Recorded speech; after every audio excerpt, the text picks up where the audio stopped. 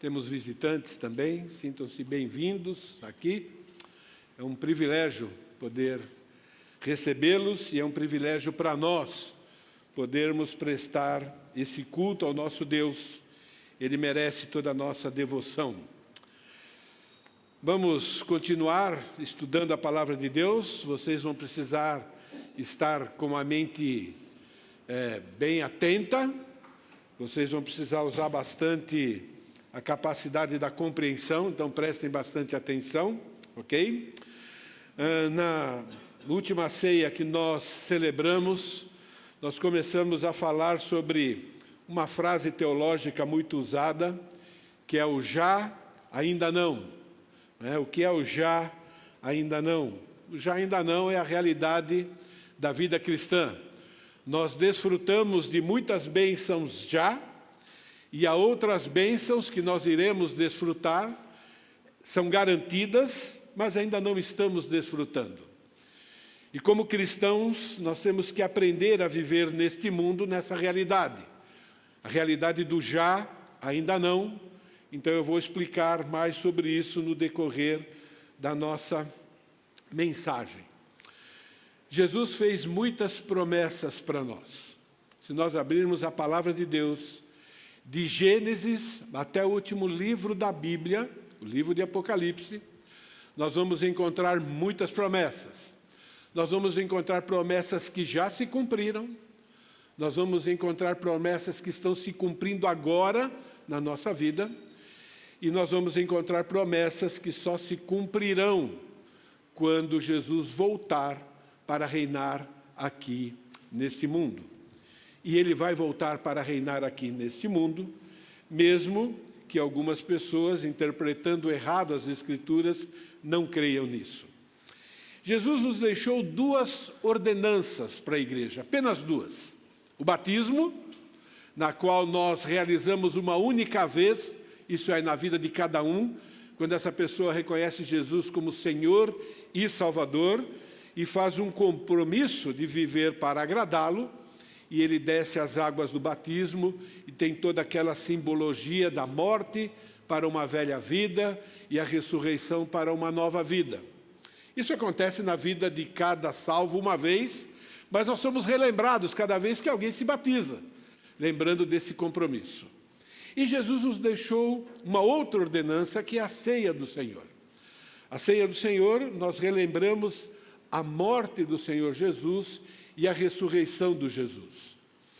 Nossa igreja tem o hábito de lembrar isso uma vez por mês. Nós não sabemos como era realizada na igreja, ou na primeira igreja lá em Jerusalém. Apenas dizem que eles se reuniam todos os dias, e eles lá repartiam o pão e assim por diante. Provavelmente eles celebravam a ceia muito mais vezes do que nós celebramos. E é muito interessante, nessa segunda ordenança, nós temos uma promessa. Fala sobre o que Cristo fez por nós, mas fala também sobre algo que ainda precisa ser realizado. Então ele diz: cada vez que vocês comem deste pão e bebem desse cálice, estão anunciando a morte do Senhor, o que já foi, e o que aquela morte produziu em nossa vida, a garantia da nossa salvação, o perdão dos nossos pecados, mas ele aponta também para o ainda não, até que ele venha. O que significa? Significa que Deus quer que nós vivamos cada dia pensando: será que é hoje? Será que é hoje que vai se cumprir a volta do Senhor Jesus?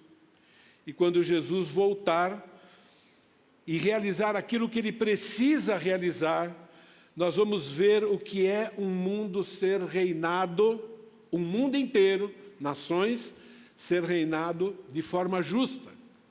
Então, até o que Ele venha, significa até que Ele apareça, até que Ele se apresente novamente, publicamente, para realizar as promessas que ainda faltam se cumprir.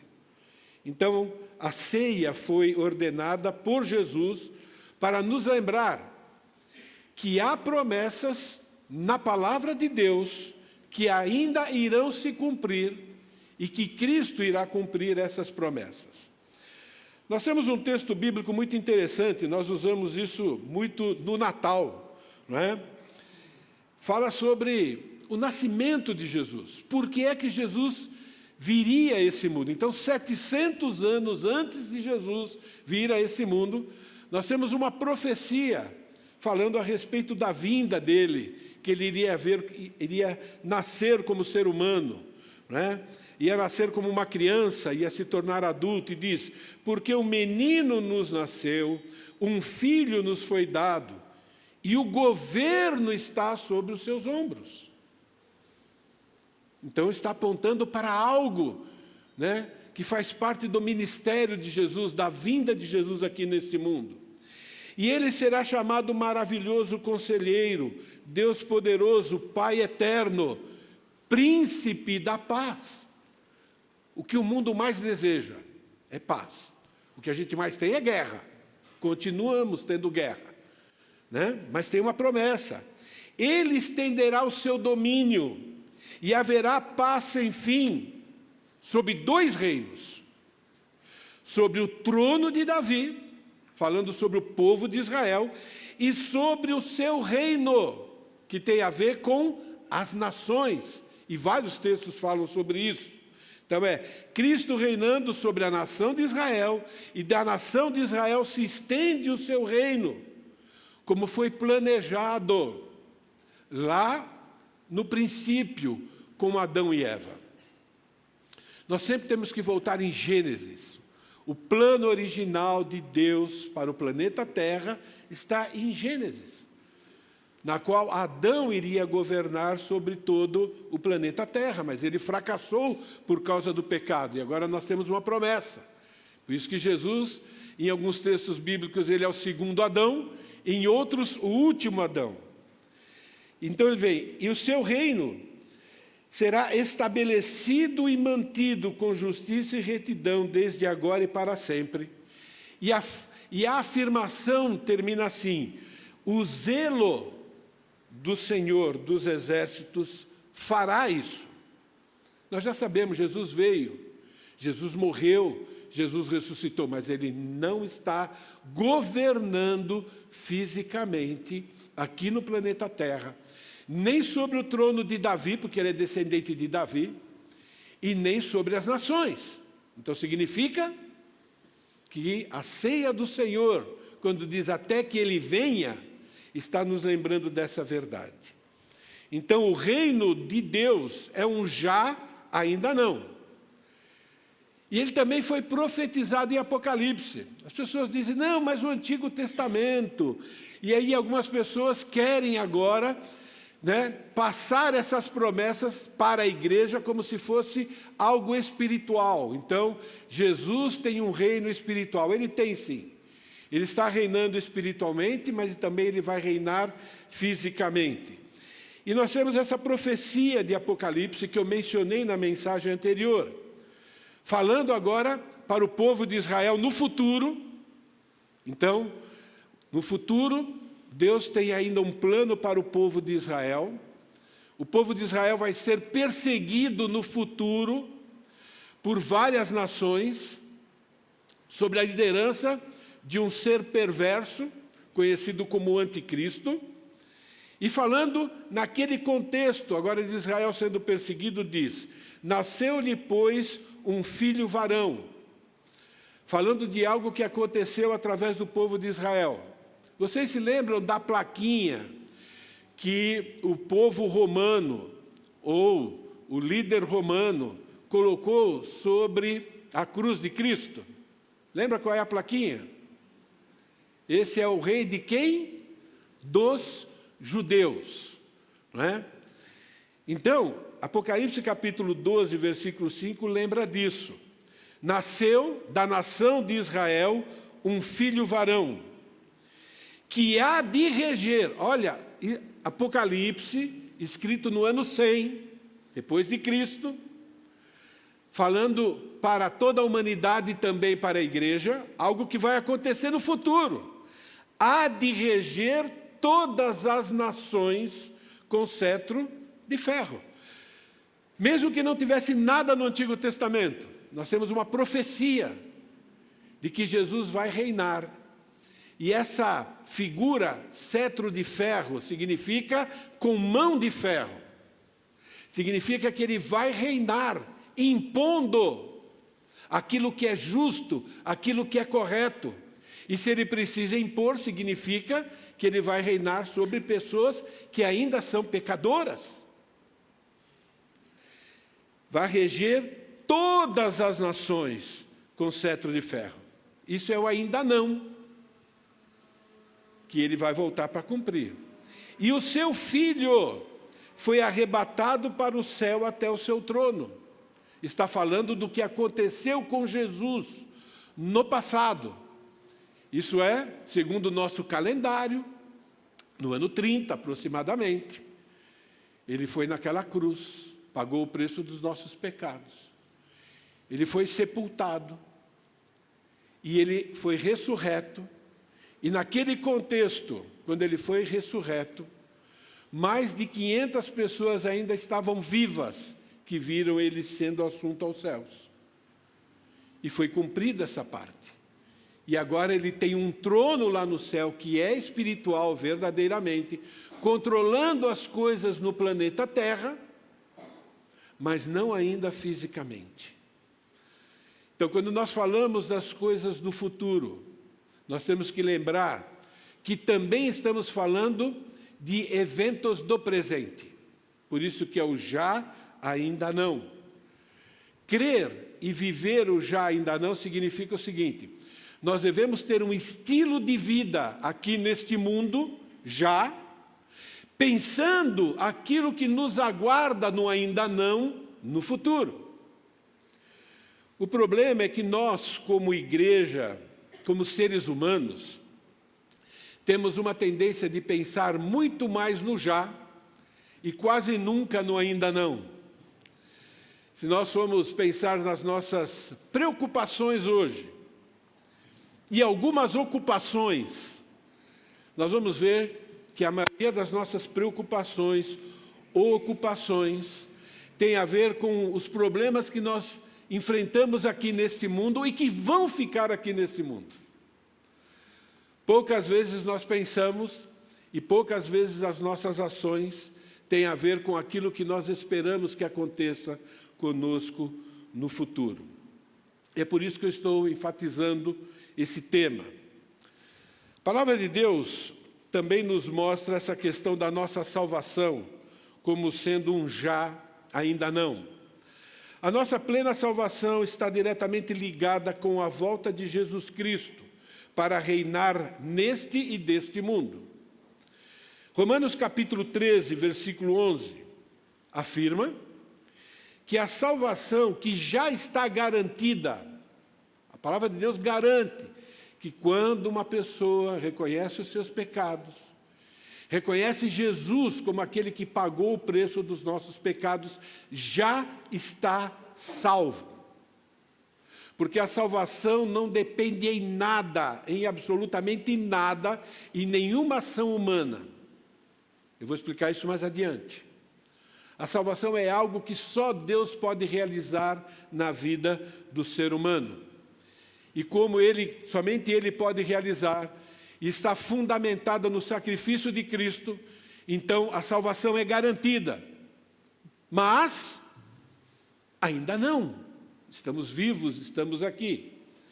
Então, a salvação garantida por Cristo também vai ocorrer no futuro. Olha esse texto. Digo isto a vós outros, que conheceis o tempo. Já é hora de vos despertardes do sono, porque a nossa salvação está agora, temos um já aqui, né? Mais perto, bom, se está mais perto, também ainda não, né? Do que quando no princípio cremos. Então esse texto, ele afirma duas verdades. Ele afirma, a salvação é garantida uma vez por todas, mas ela é também um processo, na qual ela vai, vamos dizer assim, concluir né, finalizar no dia em que nós tivermos um encontro com Jesus face a face. Um outro texto de Romanos. Esse é um texto um pouco mais difícil para o ser humano orgulhoso engolir, não é? Mas ele está na Bíblia. A Bíblia afirma que a salvação dos predestinados para ela foi decretada por Deus e plenamente realizada no passado, quando não existia o que chamamos de tempo. Pense um pouco sobre isso.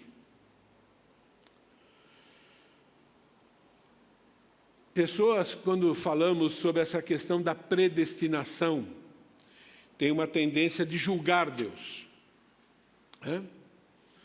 E tem a tendência de colocar uma responsabilidade sobre o ser humano que ele não tem e tirar uma responsabilidade do ser humano que ele tem, e a gente vai falar sobre isso. Mas olha esse texto. Portanto, aos que de antemão conheceu, também os predestinou para serem conformes à imagem do seu Filho, a fim de que ele seja o primogênito entre muitos irmãos. E aos que predestinou, a estes também chamou. E aos que chamou, a estes também justificou. E aos que justificou, a estes também glorificou. A Bíblia foi escrita para que possamos compreender os ensinos de Deus. Foi Deus que criou o ser humano, foi Deus que criou as capacidades humanas da compreensão, foi Deus que criou a comunicação, então foi Deus que criou a gramática. E a palavra de Deus é compreendida dessa forma, de forma gramatical. Vocês prestaram atenção nos tempos verbais aqui? Quem pode me soprar se é presente, passado ou futuro esses verbos? Passado. O que significa passado? Lá atrás, né? Esse texto está dizendo que lá atrás, quando? Bom, agora eu vou falar um pouquinho sobre gramática grega, por isso que eu quero que vocês prestem atenção. O Novo Testamento foi escrito na língua grega, foi a língua que Deus escolheu para nos dar verdades a nosso respeito, a respeito do que vai acontecer na humanidade, tanto na vida daqueles que amam a Deus quanto aqueles que não. Esses verbos aqui, na língua grega, estão num tempo verbal, agora o tempo aqui é entre aspas, que não existe mais em nenhuma língua atual. É um tempo verbal de uma língua antiga. Por quê? Porque esse tempo verbal não trata do tempo. Trata exclusivamente daquilo que foi acontecido. Nós estamos acostumados com o tempo. Não é verdade? Tudo a gente olha no relógio, tudo tem a ver com o que aconteceu no horário anterior, ou o que vai acontecer no futuro. Mas houve uma época na criação que não existia tempo. Para nós é difícil de entender, mas você consegue? Não existia tempo. Deixa eu fazer uma pergunta, deixa eu ajudar um pouquinho esse raciocínio, tá bom? A Bíblia afirma que depois que nós deixarmos esse corpo vai existir para sempre. Então imagine, para sempre, sempre. Quem se preocupa com o tempo quando a gente pensa que vai viver para sempre? Entende? É uma preocupação que vai deixar de existir. É sempre. Não, entende? Não vai mudar absolutamente nada, né? Eu vou continuar vivendo para sempre. Então o tempo é algo que não é importante. O que é importante são as nossas ações. O que é importante é viver. Mas o tempo não. Hoje, nós nos preocupamos com o tempo. Eu tenho 64 anos, eu vejo coisas que precisam ser feitas, coisas que eu preciso ajudar alguém, e eu vejo que o meu tempo está acabando. Talvez não dê tempo. Vocês entendem isso? Por causa do pecado, por causa das nossas limitações, por causa daquilo que nós queremos realizar. Então, será que vai dar tempo? Será que eu vou conseguir? O que eu preciso fazer para alcançar isso? Né? Pessoas estão planejando se casar, pessoas estão planejando ter filhos, e o tempo está sempre envolvido, não está? Quanto tempo eu preciso para juntar isso? O que eu preciso fazer para ter aquilo? Mas houve uma época que não existia tempo, que é chamado de eternidade passada. Esses verbos estão numa ação pontual, em algo que aconteceu. O tempo não é importante. Então está dizendo que antes de existir o tempo, Deus, por ser Deus, planejou tudo, inclusive o seu nascimento, o meu nascimento, e nós não podemos imaginar quanto poder é necessário para isso, mas esse é o Deus Todo-Poderoso. As pessoas acreditando nele ou não, um dia a Bíblia diz que todos, está lá em Apocalipse, todos um dia comparecerão a um trono chamado trono branco, e todo ser humano vai encarar Deus face a face e vai prestar contas a Ele do que fez e do que deixou de fazer. E vai receber um veredito sobre aonde vai passar a eternidade. Mas houve uma época que não existia tempo. Deus determinando quem nasce, quem não nasce. E aí nós começamos, como seres humanos pecadores, tentar julgar Deus, né? Porque Deus é culpado de tudo daquilo que é ruim, né? E daquilo que é bom ele é esquecido. Ok? Mas não tem problema, Deus sabia que a humanidade ia tratá-lo assim. E Deus realizou algo na vida de um grupo de pessoas, na qual talvez todos aqui, ou a maioria, fazem parte. Esse tempo grego é o tempo auristo. Então você não encontra essa palavra, né, esse tempo verbal na língua portuguesa, na inglesa, você não encontra, você vai encontrar lá na língua grega. Por quê? Porque ela ignora o tempo e foca só o fato. Isso é, na eternidade passada, num tempo indefinido, porque não existia tempo, Deus conheceu, predestinou, chamou, justificou e glorificou um grupo de pessoas. As pessoas que Ele decidiu amar. Quem quiser julgar Deus, que julgue. Mas é o que a palavra de Deus diz. Então, quando você ouve isso, e você entende que você faz parte desse grupo, como é que você vê Deus? No seu relacionamento com Ele. Quando você ouve que quando não existia tempo, quando você não tinha feito nem o bem nem o mal, Ele decidiu que você ia nascer e que Ele ia escolher você para ter um relacionamento baseado no amor, e na qual Ele garantiu o seu presente, o que já passou da sua vida que você já sabe, Ele garantiu o seu futuro que você não sabe qual é, mas você sabe uma coisa: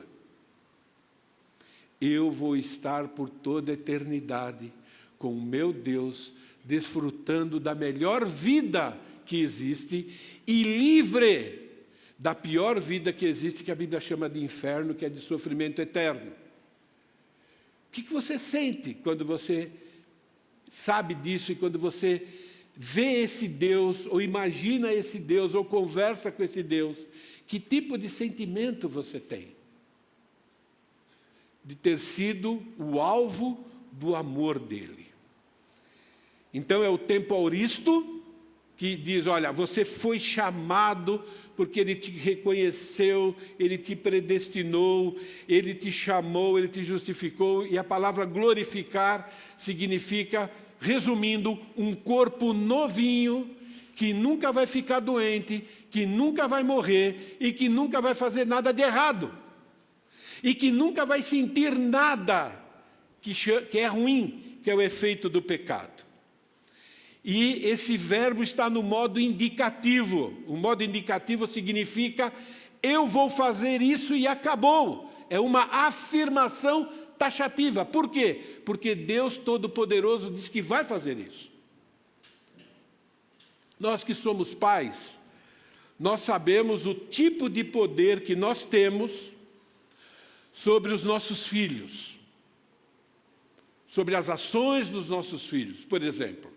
Então, quem é pai e já teve um filho de 1 dia de idade, sabe que aquele filho não pode resistir a nada em relação a você.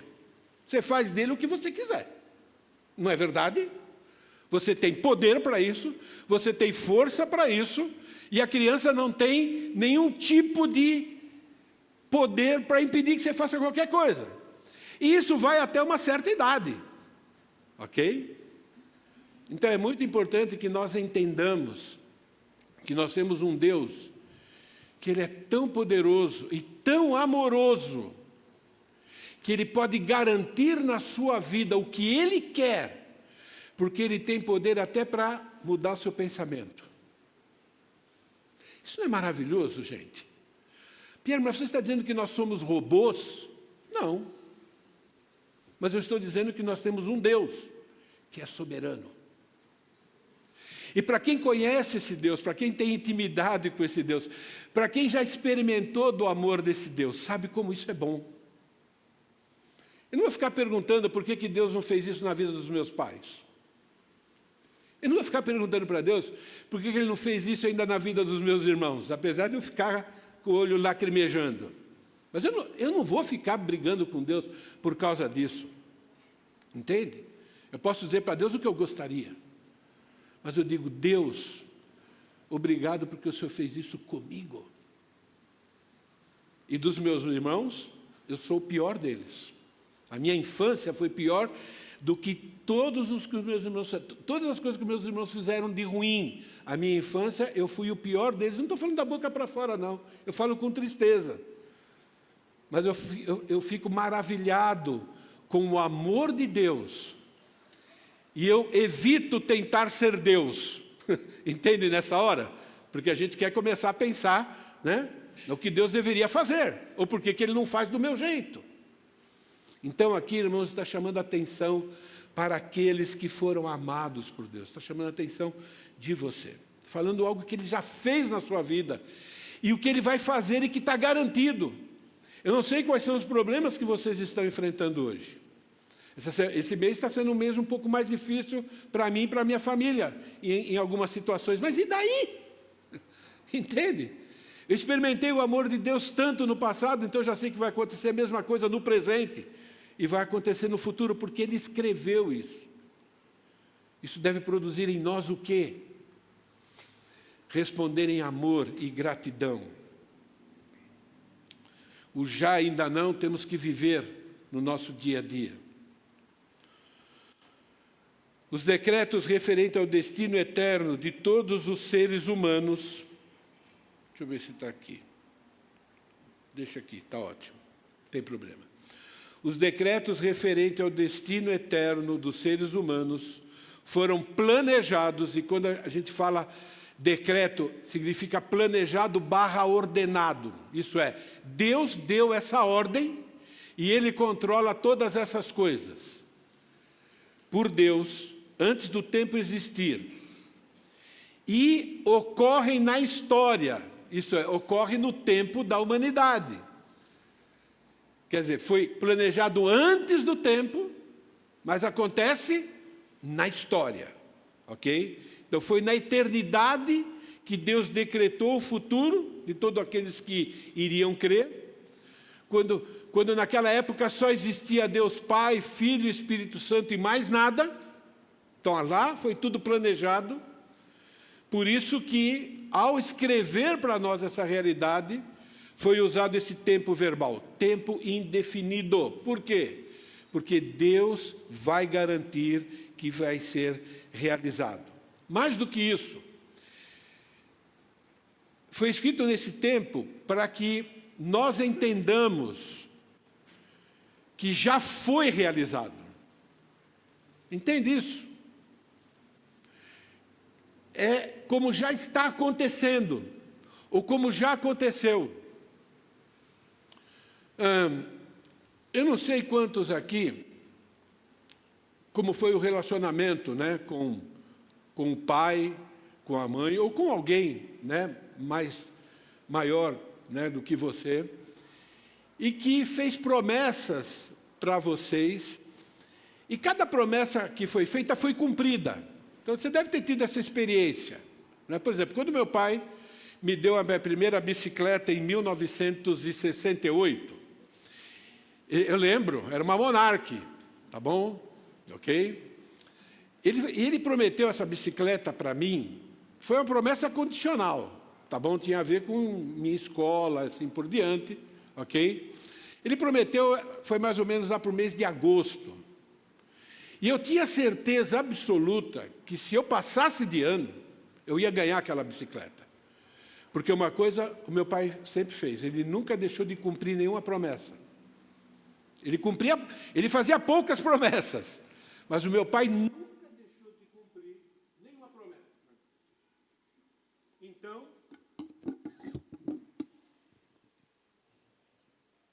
tem que apertar aqui? Tá. Então, eu tinha certeza absoluta que se eu passasse de ano, eu ia ganhar a bicicleta. Eu não tinha nenhuma dúvida, né? E lá para o mês de novembro, eu já tinha certeza que eu ia ganhar a bicicleta, porque eu sabia que já tinha passado de ano. Eu só estava esperando o Natal chegar. Então, para mim, eu já tinha a bicicleta, mesmo sem ter. É isso o que esse texto está ensinando para nós, que nós conhecemos Deus.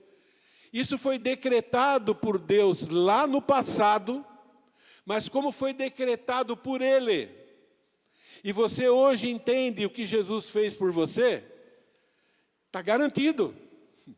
O meu corpicho está garantido. Esse aqui está se acabando. Mas está garantido para mim um corpo que nunca mais vai ficar doente, que nunca mais vai pecar contra Deus, que nunca mais vai sentir dor, que nunca mais vai sentir medo, que nunca mais vai ficar preocupado, entende? Que nunca mais vai se cansar, porque lá Ele prometeu. E a última fase é a glorificação, é um corpo completamente novo. E Ele quer que nós nos lembremos disso no nosso dia a dia. O tempo não para, né? Um outro texto que fala sobre o já ainda não é Efésios. Mas Deus, sendo rico em misericórdia, por causa do grande amor com que nos amou, auristo de novo. Agora eu estou colocando para vocês prestarem atenção, tá bom? Lembra que é o auristo? Algo que aconteceu no passado, quando não existia tempo, e Deus decretou, Deus decidiu. Então Ele nos amou, estando nós mortos em delitos e pecados, e nos deu vida. Gente, aqui está o motivo pelo qual Deus teve que decretar, quando não existia tempo, a salvação de um grupo de pessoas. Porque nenhum ser humano quer Deus. A Bíblia diz que nenhum ser humano quer, por livre e espontânea vontade, por algo dentro de si mesmo, nenhum ser humano quer ser filho de Deus. Nenhum ser humano, por livre e espontânea vontade, acredita que ser o que Deus quer que nós sejamos é o melhor para si. Nenhum ser humano acredita que é melhor, por exemplo, não ter relacionamento sexual antes do casamento, porque isso é bom, porque isso é saudável e porque isso agrada a Deus. Então ele quebra as regras Porque quebrar as regras para o ser humano, que é pecador, traz mais prazer. Porque ele não acredita que cada ordem que Deus dá é algo que é bom, que é perfeito e que garante também um futuro perfeito. Então, quando diz que nós estávamos mortos em nossos delitos e pecados, significa o seguinte: nós éramos inimigos de Deus, não queríamos viver ao lado de Deus, não concordávamos com Deus. E é por isso que a maioria da humanidade não concorda com aquilo que a Bíblia ensina, do jeito que nós devemos viver. Nenhum ser humano ama a Deus. Entende? Nenhum ser humano que não é alcançado pelo amor de Deus ama a Deus. É o que Deus diz. Por isso que Ele precisou predestinar para se revelar de forma amorosa para esse grupo de pessoas. E aí sim, essas pessoas recebem poder para poder agora se relacionar com Deus. Juntamente com Cristo, pela graça sois salvos. E agora aqui não é mais o auristo, aqui é tempo presente. Lembra que vocês têm que raciocinar? Por que agora é tempo presente? Porque a salvação acontece dentro do tempo. Ela é predestinada quando o tempo não existe. Mas ela acontece na sua história, na história da sua vida. Na história da minha vida aconteceu em outubro de 1983. E na sua história aconteceu não sei quando, mas ele aconteceu. E aí que está no presente, a salvação é garantida.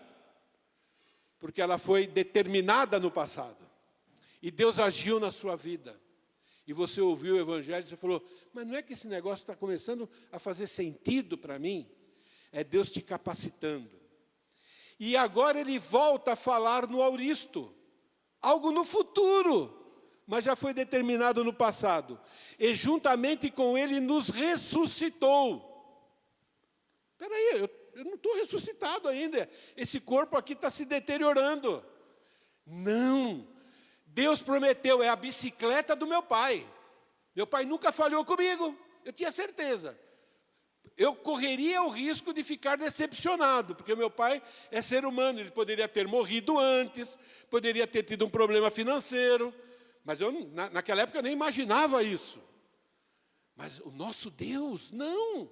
Ele é dono do ouro e da prata, Ele é dono de tudo. E está dizendo, olha, Ele já ressuscitou você. Essa promessa é tão certa que você vai ter esse corpo perfeito. E mais do que isso, Ele nos fez assentar nos lugares celestiais em Cristo.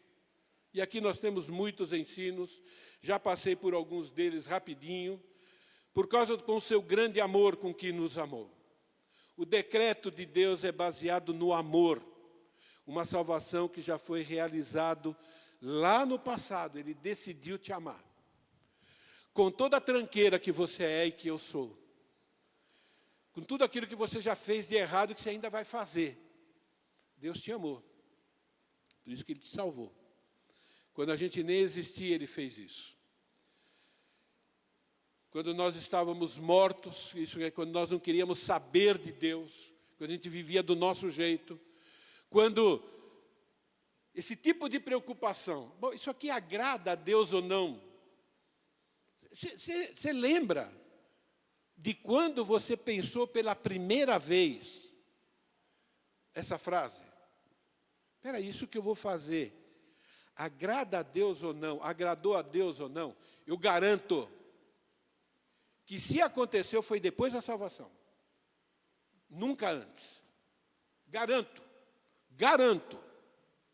Não importa o quanto você é religioso, que esse pensamento real, não é uma frase que nem papagaio fala, né? Mas, nossa, isso que eu acabei de fazer, agradou a Deus ou não? Essa é a prova de quem é verdadeiramente salvo, ou uma delas. Eu fui religioso a vida toda, não é? Mas Ele nos deu vida, isso significa agora eu tenho um relacionamento com Deus. Pela graça sois salvos, eu falei sobre isso. Gente, é muito importante que a gente entenda Gênesis 1:1. No princípio, essa palavra princípio aqui marca o início do tempo. Antes de Gênesis 1:1 não existia tempo. Foi lá em Gênesis que começou. No princípio, Deus criou o céu e a terra. O tempo passou a existir a partir de Gênesis 1. Mas Deus é antes de Gênesis 1. Ele nos ressuscitou, a nossa ressurreição foi decretada. Todo mundo que tombou vai ter um corpo novo. E foi decretado nos assentar nos lugares celestiais. Eu não sei o que isso significa. Eu posso falar um monte de coisa, entende? Mas eu não sei o que tudo isso significa. Eu só sei que é algo muito bom. E eu sei que eu não vou passar toda a eternidade sentado, não. Tá bom? Mas ele está falando de uma posição elevada que os salvos por Cristo têm. Foi decretado. O motivo da salvação. Eu não cheguei nem na metade. A salvação é um decreto de Deus, sem nenhuma participação humana, para que a glória da salvação seja exclusivamente a Deus. É por isso. Por isso. Ninguém vai poder dizer, eu vim aqui porque eu criei. Você não tem participação nessa salvação.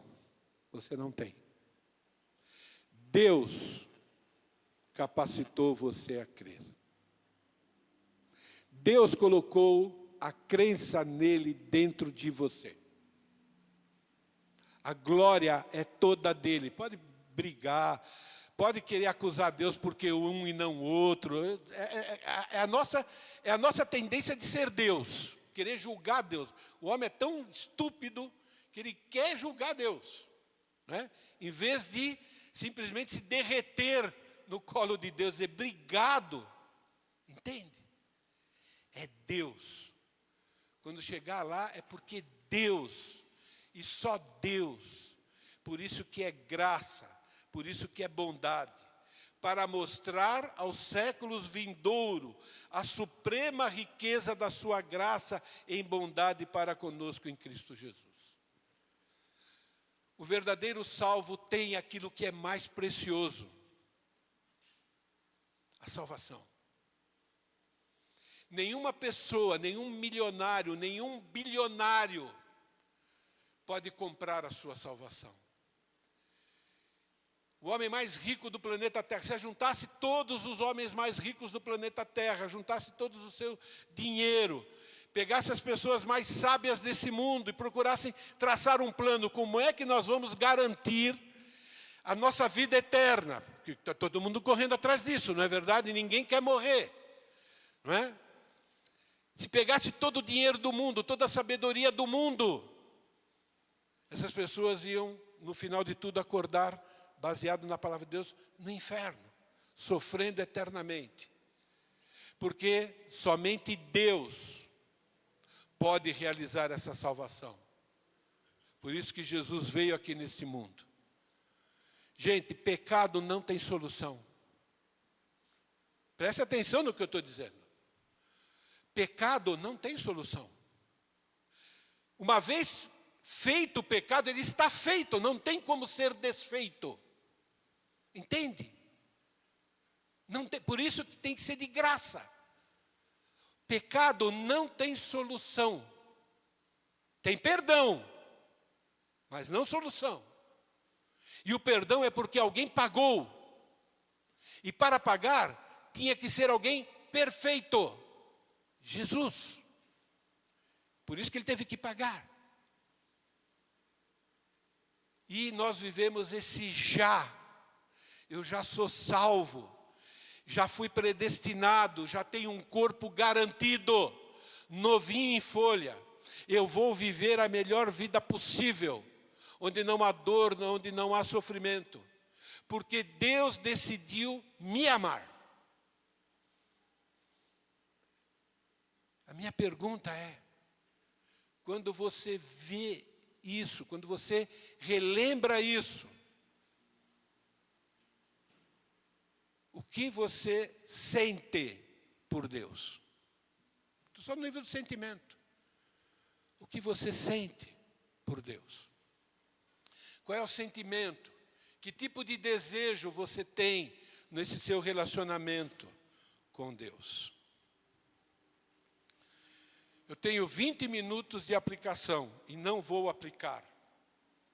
Mas eu vou jogar um texto bíblico que fala sobre o já, ainda não, de uma resposta que nós devemos dar. Porque lá no passado, quando não existia tempo, Deus, sabendo a tranqueira e o jeito que você ia viver, Ele decidiu te amar e garantir o que você vai ser no futuro.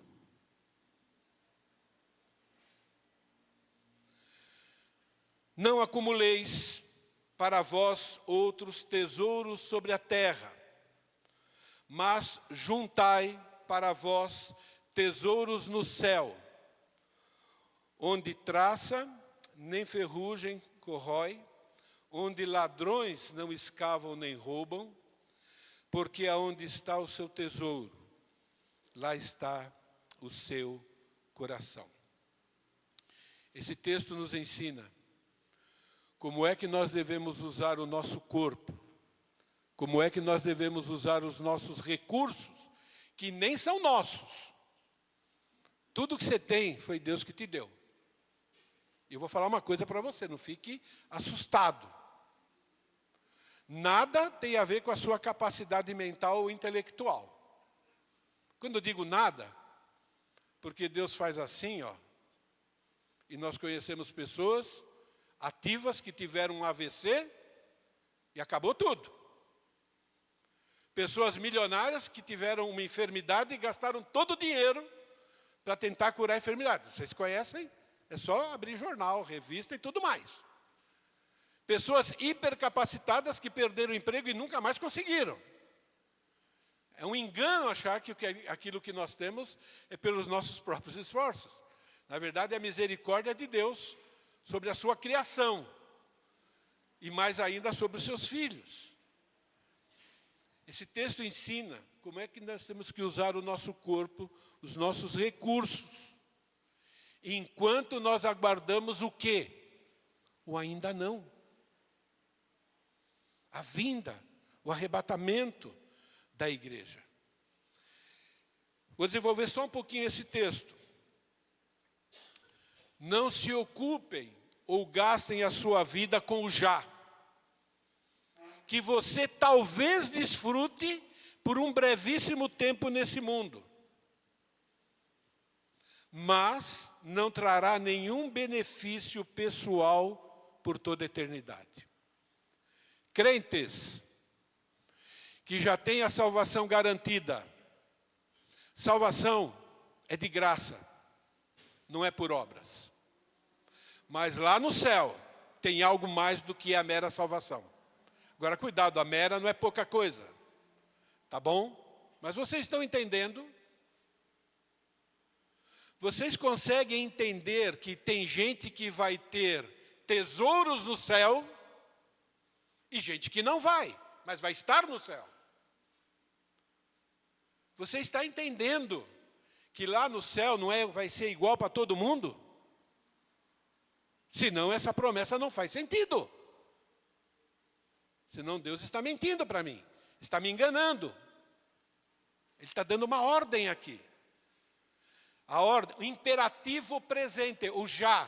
Nós temos que viver o já, pensando no quê? No ainda não. Não é? Não acumuleis. Gente, não gasta a vida de vocês com o já, pensando só no já. Você tem que pensar no já, ainda não. no céu não vai ser igual para todo mundo. Senão esse texto não faz sentido. Entende? 1 Coríntios 5,10, porque importa que todos nós compareçamos perante o tribunal de Cristo para que cada um receba o bem ou o mal que tiver feito pelo corpo. E nós temos um outro texto que mostra que não tem nada a ver com salvação, e graças a Deus. Se permanecer a obra de alguém sobre o fundamento que edificou, vai receber galardão. É algo que tem a ver com a eternidade. Se a obra de alguém se queimar, sofrerá dano, mas ele vai ser salvo, porque a salvação é baseada no sacrifício de Jesus e é baseado naquilo que ele decretou quando não existia tempo. Mas você agora tem uma participação através de como você usa o seu corpo e o que Deus te deu aqui no planeta Terra em relação à eternidade. Quantos anos você tem? Cada um pense, quantos anos você tem? Você já reparou que os anos que ficaram para trás passou rápido? Qualquer idade, você pergunta para qualquer uma. A criança não tem tanta ideia, mas... Filho, conta para mim, né, o que você lembra de 7 anos atrás. Ele vai falar em poucos segundos. Eu estou com 64 anos. Eu olho para trás. Passou rápido. Desfrutei de coisas boas, coisas agradáveis, mas ficou na lembrança. Tanto ficou na lembrança que eu quero de novo agora. Eu estou atrás disso de novo. Tive férias e quem não pensa nas próximas férias? Não satisfaz. Percebeu que não satisfaz? Fica aqui e passa rápido. Trabalha, desfruta pouco, mas passa rápido. E depois acaba. E tem gente que junta ainda e não vai levar para o caixão. Entende? E vive assim. E Deus está dizendo, não faz isso não. Não acumula, porque você nem sabe se você vai desfrutar, e o pouco que vai ser desfrutar passou rápido. Enquanto você viver, vai ser rápido. Cadê a dona Ana? Pergunta para ela 80 anos. Pergunta se ela queria viver mais 160. Sem as dores que ela tem. Ela falou, claro que eu quero. Eu também quero. Mas vai perguntar, passou rápido. Entende? Não ajunteis. As coisas desse mundo vai ficar aqui. Não vai levar nada. O já ainda não nos ajuda a isso. Ocupem ou gastem a sua vida com o já ainda não. Com o que você pode ajuntar para desfrutar na eternidade, quando você estiver lá no céu. Ah, não, a salvação já está bom.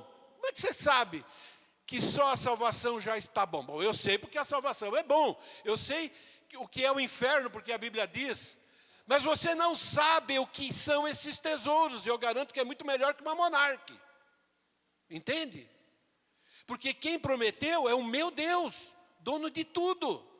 E não nos foi revelado o que são essas bênçãos. O que é esse retorno. E por que não nos foi revelado? Porque eu creio que Deus quer que a gente, no mínimo, pense no que você já sabe a respeito dele. O que você já sabe sobre a bondade, sobre a misericórdia, sobre o quanto ele quer o teu bem e o quanto ele quer que você desfrute de delícias. E essas delícias já são condicionadas. Às vezes você está ralando e vai ficar aqui. E deixando de fazer coisas que Deus quer que você faça aqui para Ele, por causa dessas migalhas que estou colhendo aqui. Juntai é imperativo. Onde traça e nem ferrugem corrói, significa que essas obras serão desfrutadas por toda a eternidade. Não sei como é, eu acredito na interpretação literal das Escrituras, porque está aqui. A salvação é gratuita, mas não significa que todos viverão exatamente da mesma forma quando nós estivermos no céu. Não sei como será, porque a Bíblia não revela, mas eu sei que vai ser excelente. eu sei que vai haver diferença, porque o meu Deus não é um Deus que mente e nem um Deus que engana. Esse é o meu Deus. Nossa igreja, essa igreja, quem acompanhou inclusive o nosso relatório, sabe que é uma igreja em que na sua grande maioria são pessoas que procuram servir a Deus. Procuram servir a Deus, inclusive com o maior Deus desse mundo. O maior Deus desse mundo é o dinheiro. Se você pensar um pouquinho nisso, o maior Deus do mundo tem a ver com dinheiro, com o que a pessoa tem ou não tem, o que ela vai conquistar, o que não vai.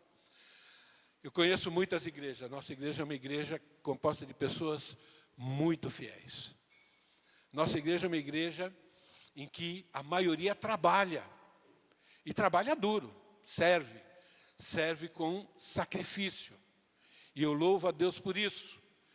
Quero que a nossa igreja seja uma daquelas que vão permanecer como remanescentes fiéis. Mas ainda, cada um de nós tem que se perguntar: onde está o nosso tesouro? Tenho feito o máximo para Deus ou o mínimo necessário? Cada um tem que fazer.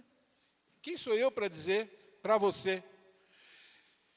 Eu gosto de elogiar e às vezes eu digo, mas elogio é bom. Eu aprendi isso com um dos meus mestres. Ele fala: Pierre, elogio é que nem perfume. Você passa, mas não bebe.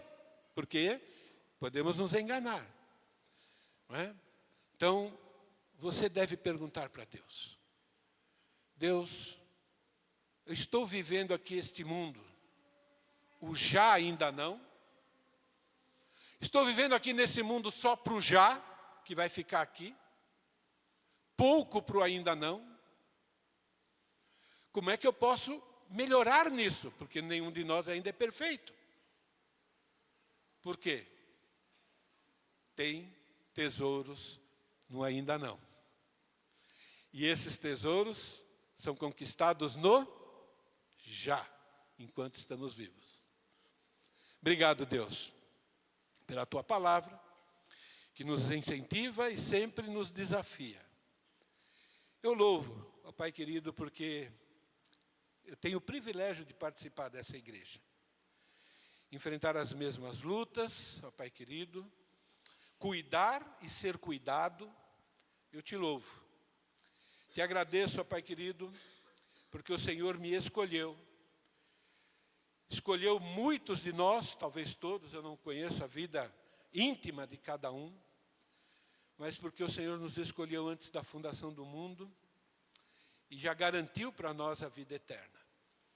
E o Senhor agora nos desafia a vivermos aqui cada dia, respondendo ao amor que o Senhor já demonstrou por nós, mostrando aonde está o nosso coração, se o nosso coração está na eternidade, está em viver aqui de forma agradável ao Senhor, em cumprir o plano que o Senhor tem para a nossa vida. Ajuda-nos, ó Pai querido, a termos clareza sobre essa realidade do já ainda não. Mostra-nos, ó Pai querido, o que nós estamos fazendo de bom para que a gente possa perseverar com a motivação correta e aquilo que a gente ainda pode melhorar, que o Senhor nos ajude, que o Senhor nos convença, ó Pai querido, e que possamos viver uma vida aqui juntando tesouros para a eternidade. É a nossa oração em nome de Jesus. Amém.